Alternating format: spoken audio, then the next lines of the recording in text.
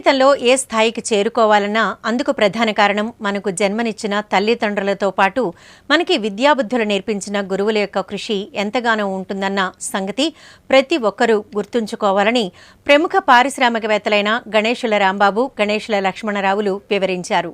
కాకినాడ జిల్లా జగ్గంపేట నియోజకవర్గం మండల కేంద్రం కిర్లంపూడిలో శ్రీ కొక్కొండ రామ శేషగిరిరావు పంతులు ప్రభుత్వ ఉన్నత పాఠశాలలో 1982-83 సంవత్సరంలో 10వ తరగతి పూర్తి చేసుకున్న పూర్వ విద్యార్థులందరూ ఏర్పాటు చేసుకున్న ఆత్మీయ కలయిక సమావేశంలో వారిరువురు పాల్గొని తమ చిన్ననాటి స్నేహితులను ఉద్దేశించి వారు ప్రసంగించారు. ఈ కార్యక్రమాన్ని పూర్వపు విద్యార్థి దిడ్డి గణపతి పర్యవేక్షణలో చోటు చేసుకోగా అందుకు మాజీ మంత్రి ముద్రగడ పద్మనాభం ప్రత్యేక ఆకర్షణగా హాజరయ్యారు.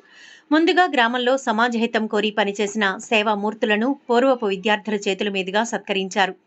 ఈ సందర్భంగా పారిశ్రామికవేత్త గణేశుల రాంబాబు మాట్లాడుతూ, దోచుకుంటే దోచుకోలేనిది ఏమైనా ఉందంటే అది ఒక విద్య మాత్రమేనని అన్నారు.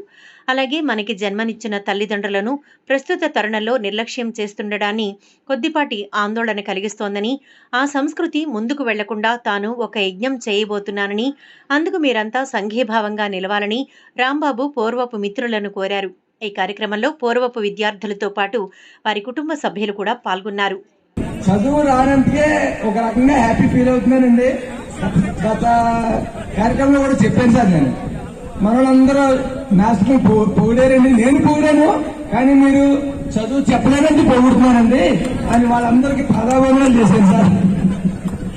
ఎందుకంటే అందరికీ అలా జరగపోవచ్చండి. నేనైతే చదువుకుని ఉంటే ఎక్కడో ఉండిపోతుందేమో అని అనుకున్నాను. ఇప్పుడు ఏదో భగవంతుడి దయ వల్ల, సార్ దయ వల్ల నేను ఎక్కడికో వెళ్ళిపోయానండి. మీ అందరికీ తెలిసింది. అంటే నా ఉద్దేశం చెప్తాను, తప్ప రైట్. తర్వాత ఈ మధ్య నేను చాలా మందిని చెప్తున్నానమ్మా, ఈ తల్లిదండ్రుల్ని ఎవరు పట్టించుకోవట్లేదు, బాగా పెద్దలు అసలు పట్టించుకోవట్లేదు. ఒక కొడుకుండి అది కోట్లు ఆస్తి సంపాదించితే ఇవాళ కనీసం కొంతమంది పేర్లు చెప్పనండి, కనీసం మన ఇంట్లో కుక్క కేసినట్టు కూడా రోజుకి ఒకసారి భోజనం పెట్టట్లేదండి. అలా ఆ పరిస్థితి కొంచెం మార్పు తీసుకురావాలని నేను బాగా ప్రయత్నం చేస్తున్నానండి.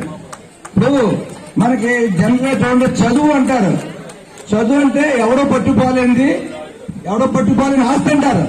కానీ దానికన్నా గొప్పది ఏంటంటే తల్లిదండ్రుల్ని బాధ పెట్టకుండా చూడడం, అది అసలు చాలా వాల్యుబుల్ ఆస్తి అని ఈ సందర్భంగా మీకు చెప్తున్నానండి.